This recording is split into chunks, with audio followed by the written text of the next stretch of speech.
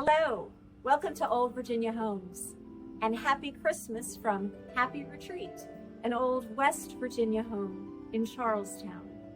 Let's go.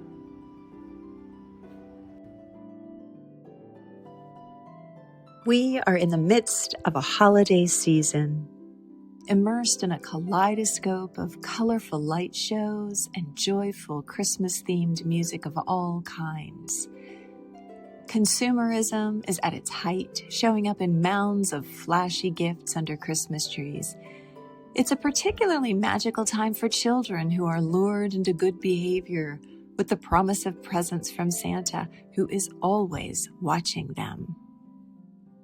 But today we'll be traveling back to Christmas time in late 18th century Virginia as we enter Happy Retreat, built by Charles Washington, who was President George Washington's younger brother. But first, a little background to set the stage.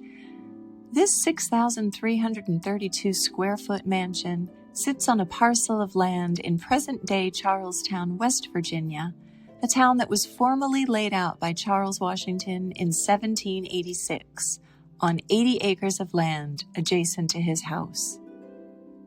In 1780, Charles Washington and his wife Mildred, along with two of their children, had moved from Fredericksburg, Virginia, to land in Berkeley County, Virginia, which is now Jefferson County, West Virginia.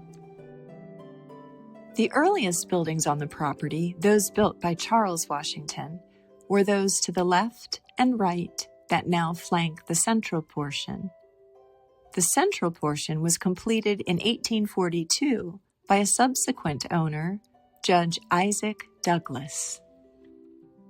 Today we'll be talking to Robin Hewitt Thomas, who has been a board member of the Friends of Happy Retreat organization since 2008 and also serves as chair for the annual Happy Retreat Christmas Open House. Hello and welcome to Happy Retreat, and please come in and join us. So good morning. We are in the West Wing of Happy Retreat, the home of Charles Washington. This is the oldest part of the structures that were built that we know of on this property at this time. So this section, the West Wing front room, was built in 1780. And then shortly after that, the room adjacent to this was added. We don't know exactly how the room was used, but it was multi-use. It could have been used as a storefront, it was living quarters, it does have a loft upstairs. At that time, it was a 1.5-story building.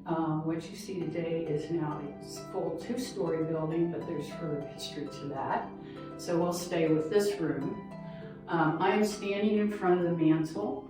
The mantle was original. However, we do know that the mantle, the fireplace was cut down, and probably at the time when they lived here, it was a bigger fireplace used both for your major heating source and also for cooking.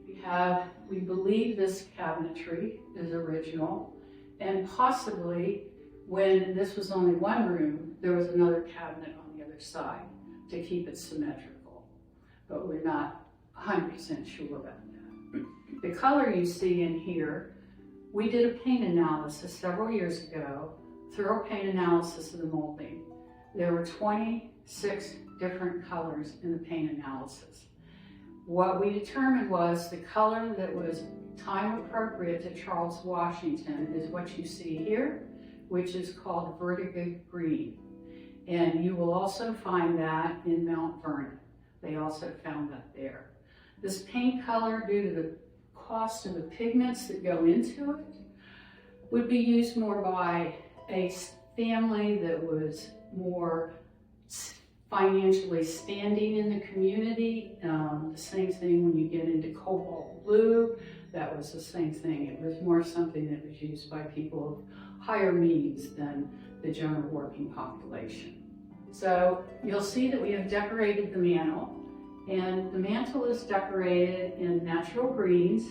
We try to keep it as we think it could have been when Charles and Mildred were here, However, we have no records of exactly how this was decorated back then. But for Christmas, back in colonial days, Christmas was more subdued.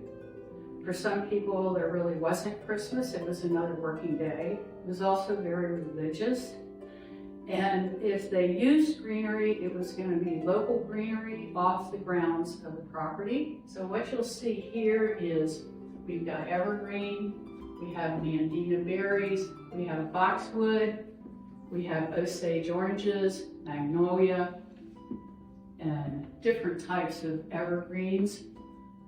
These greens, for the most part, came from the grounds of Happy Retreat. Conspicuously absent in the mansion is a Christmas tree. That tradition was brought to the United States by German settlers. And according to research done by Mount Vernon, in Virginia, the first documented Christmas tree appeared in Williamsburg in 1842. It's also believed that the earliest image of Santa appeared in a pamphlet in 1810. Gift giving? Maybe some, but nothing as extravagant as we do today. Christmas stockings? Nope, not until the first half of the 19th century. But even though decorations were much more understated, there was still merriment. Adult-focused festivities would have centered on gatherings with elevated menus, including the one that was displayed during Happy Retreat's holiday open house. And music most certainly would have marked the occasion as well.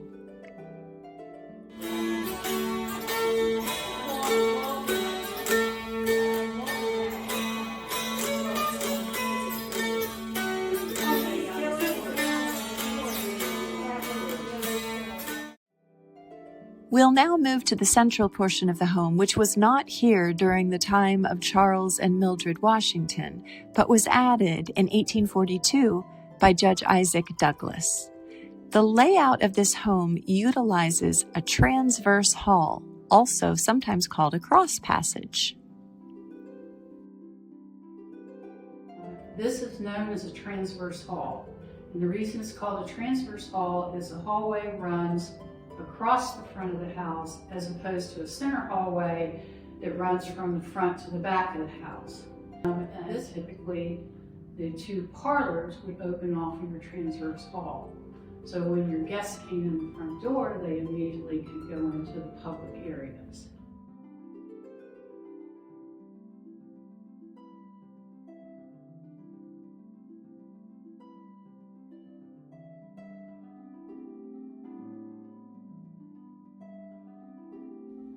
Friends of Happy Retreat was recently gifted this portrait of Judge Isaac Richardson Douglas from a descendant. Fittingly, the sideboard beneath once belonged to the judge and was also donated back to the estate in recent years.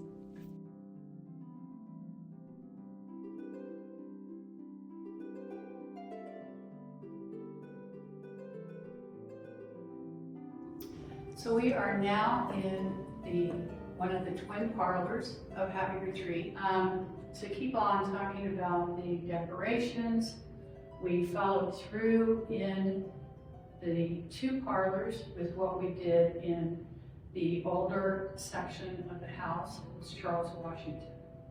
This section of the house was built by Judge Isaac Douglas in 1842. We have in this room two paintings. This is actually a portrait of Charles Washington. The original portrait was destroyed in a fire. We were able to get a copy of this painting through our connection and working together with Mount Vernon. They graciously let us make a copy, and then we framed it and hung it in here appropriately. The twin parlors hold several family likenesses, including portraits and a bust of George, the most famous of the Washington brothers. For clarification, George Washington had 9 siblings, both full and half. Full brothers included Samuel, Charles, and John. Half-brothers included Butler, who died as a newborn, Lawrence, and Augustine. This is a painting of Samuel.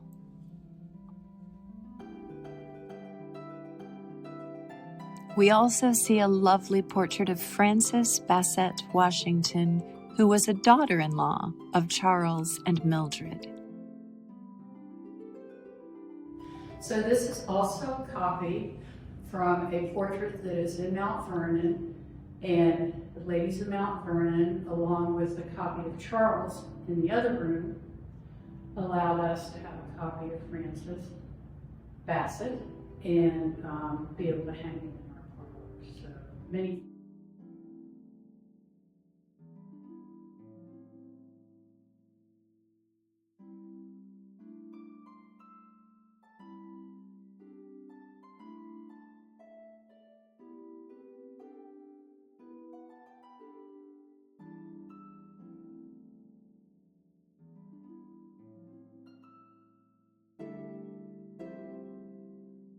For the enslaved workers at Happy Retreat, there would have been the extra effort to prepare for feasts and gatherings, in addition to their everyday jobs of maintaining the estate. But Christmas Day also may have offered a rare period of rest, allowing enslaved individuals to visit family or gather amongst themselves.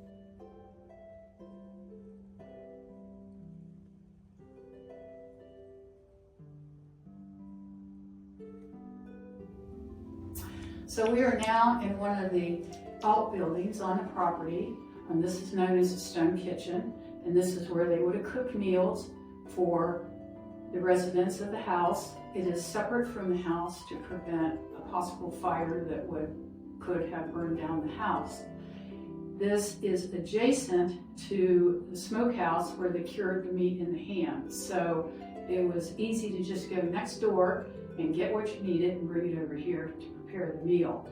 This would have been where the enslaved people would have worked for the owner to prepare the meals, and also it was a living quarters for them. So upstairs, up a narrow stairs, we have a loft area, and we do have that set up with a circa 1840 rope trundle bed that if you had a family, you would have a bigger bed that the parents could sleep in, and then a smaller bed that you could pull out that the child would be able to sleep in. So.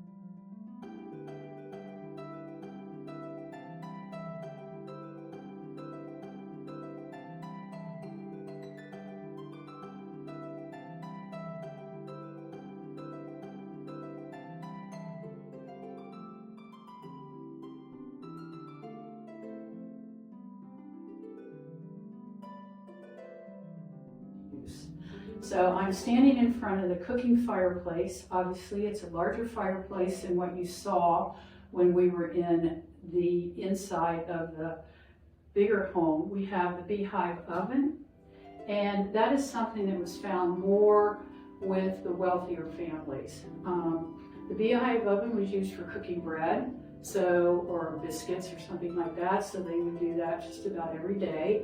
And you would put your your wood in here, and then after it got hot in there, they would take that out, and then they would put the bread in there to cook.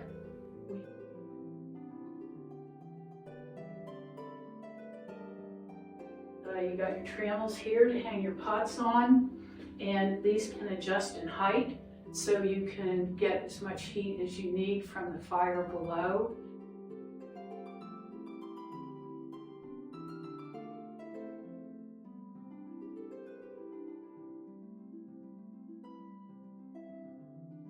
This is also a bed warming pan, most essential in the winter, even though the people that were living above probably got the better heat than anybody else because you got the heat from the fireplace. Although in the winter, in the summer, it was probably a little warmer than you wanted. And your table for layout of your produce and everything that you were cooking with and all that is local. Again, it was either farmed here, they could have gotten it from another farm, and we have adjacent to this an herb garden that they would have gone right out there and they could have picked the herbs they needed.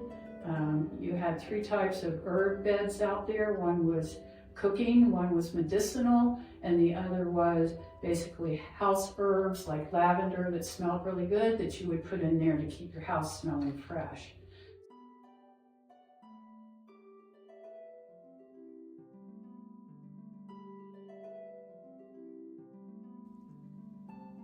Friends of Happy Retreat is a 501c3 organization that continues to restore the house and its outbuildings to use as a center for history, heritage tourism, scholarship, culture, and events.